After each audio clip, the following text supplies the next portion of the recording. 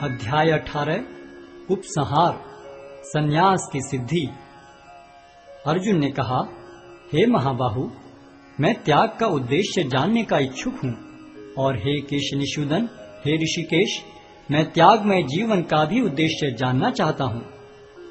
भगवान ने कहा, भौतिक इच्छा पर आधारित कर्मों के परित्याग को विद्वान लोग संन्यास कहते हैं और समस्त कर्मों के फल त्याग को बुद्धिमान लोग त्याग कहते हैं। कुछ विद्वान घोषित करते हैं कि समस्त प्रकार के सकाम कर्मों को दोषपूर्ण समझकर त्याग देना चाहिए, किंतु अन्य विद्वान मानते हैं कि यज्ञ, दान तथा तपस्या के कर्मों को कभी नहीं त्यागना चाहिए। हे भरत श्रेष्ठ, अब त्याग के विषय में मेरा निर्णय सुनो। हे नरशार्दूल, शास्त्रों में त्याग 3 तरह का बताया गया है। यज्ञ, दान तथा तपस्या के कर्मों का कभी परित्याग नहीं करना चाहिए, उन्हें अवश्य संपन्न करना चाहिए। निस्संदेह यज्ञ, दान तथा तपस्या महात्माओं को भी शुद्ध बनाते हैं। इन सारे कार्यों को किसी प्रकार की आसक्ति या फल की आशा के बिना संपन्न करना चाहिए। हे प्रथापुत्र, इन्हें कर्तव्य मानकर संपन्न किया जाना चाहिए। यही मेरा अंतिम मत है। निर्दिष्ट कर्तव्यों को कभी नहीं त्यागना चाहिए। यदि कोई मोहवश अपने नियत कर्मों का परित्याग कर देता है तो ऐसे त्याग को तामसी कहा जाता है। जो व्यक्ति नियत कर्मों को कष्टप्रद समझकर या शारीरिक क्लेश के भय से त्याग देता है, उसके लिए कहा जाता है कि उसने यह त्याग रजोगुण में किया है।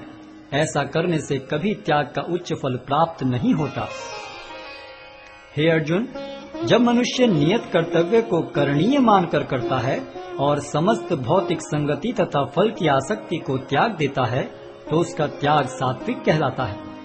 सतोगुण में स्थित बुद्धिमान त्यागी, जो न तो अशुभ कर्म से घृणा करता है न शुभ कर्म से लिप्त होता है, वह कर्म के विषय में कोई संशय नहीं रखता। निस्संदेह किसी भी देहधारी प्राणी के लिए समस्त कर्मों का परित्याग कर पाना असंभव है, लेकिन जो कर्म फल का परित्याग करता है वह वास्तव में त्यागी कहलाता है।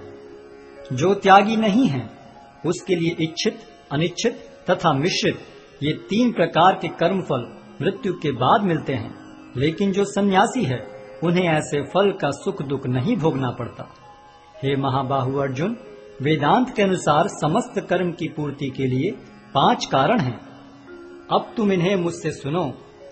कर्म का स्थान शरीर, कर्ता, विभिन्न इंद्रियां, अनेक प्रकार की चेष्टाएं तथा परमात्मा, ये 5 कर्म के कारण हैं।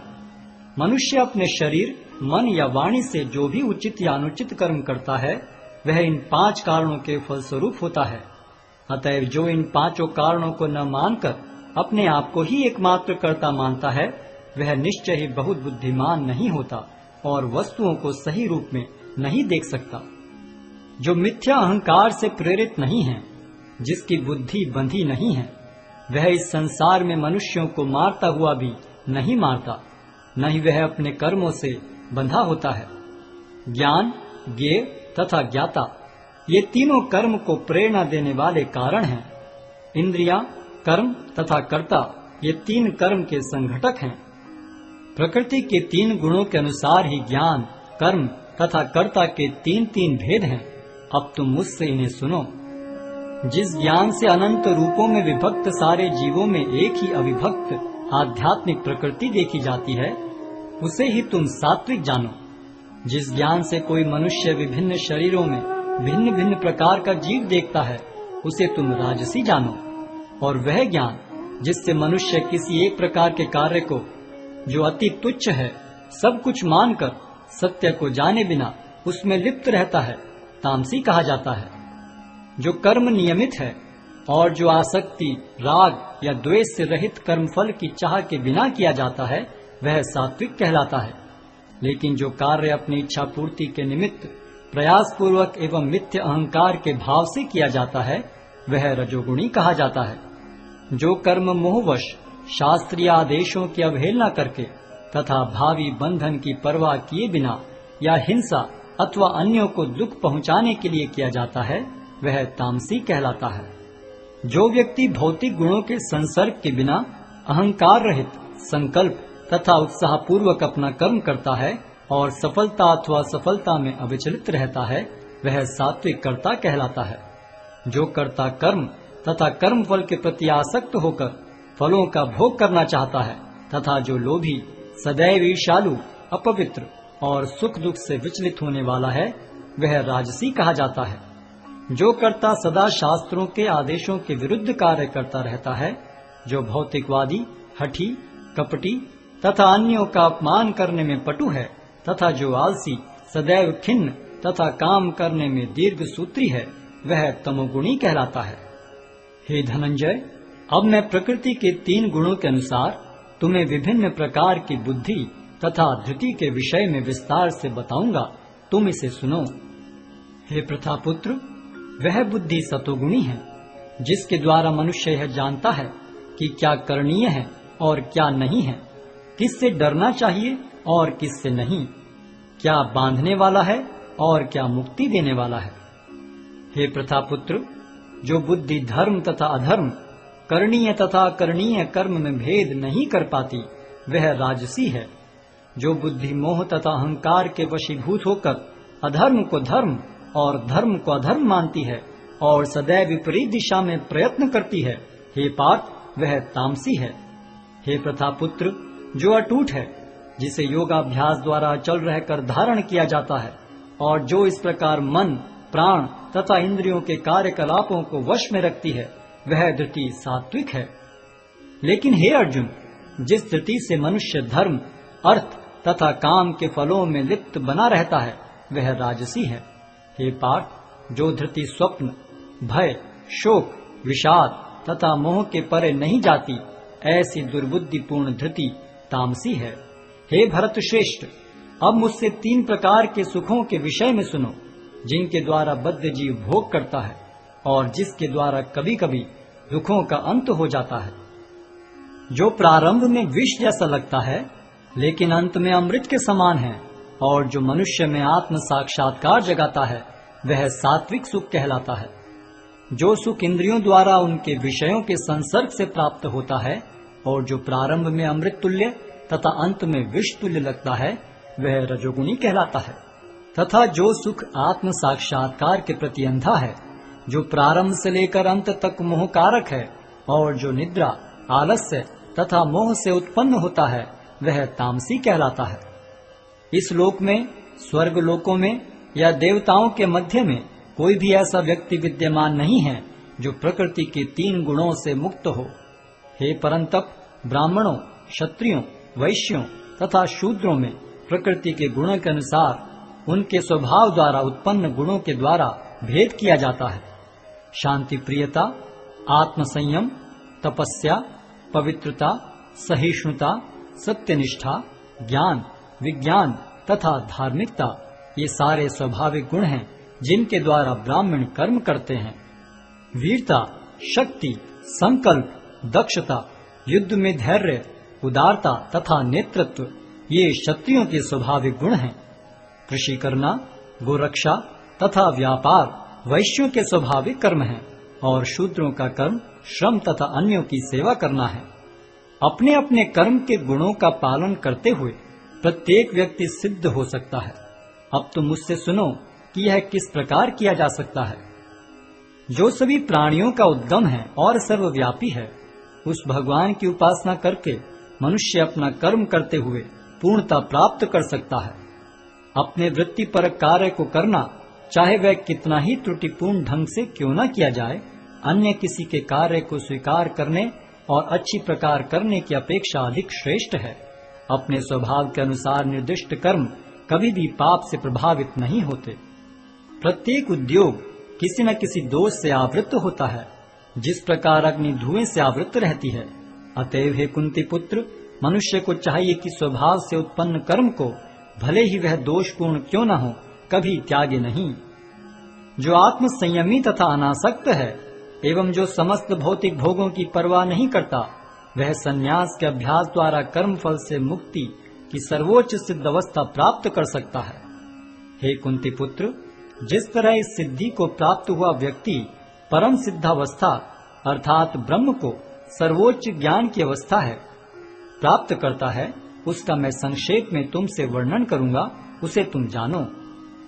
अपनी बुद्धि से शुद्ध होकर तथा धैर्य पूर्वक मन को वश में करते हुए इंद्रिय तृप्ति के विषयों का त्याग कर राग तथा द्वेष से मुक्त होकर जो व्यक्ति एकांत स्थान में वास करता है, जो थोड़ा खाता है, जो अपने शरीर मन तथा वाणी को वश में रखता है, जो सदैव समाधि में रहता है तथा पूर्णतया विरक्त, मिथ्या अहंकार, मिथ्या शक्ति, मिथ्या गर्व, काम, क्रोध तथा भौतिक वस्तुओं के संग्रह से मुक्त है, जो मिथ्या स्वामित्व की भावना से रहित तथा शांत है, वह निश्चय ही आत्म साक्षात्कार के पद को प्राप्त होता है।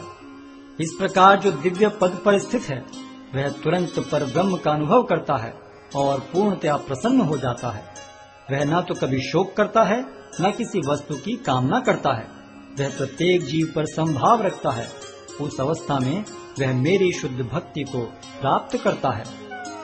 केवल भक्ति से मुझ भगवान को यथारूप में जाना जा सकता है।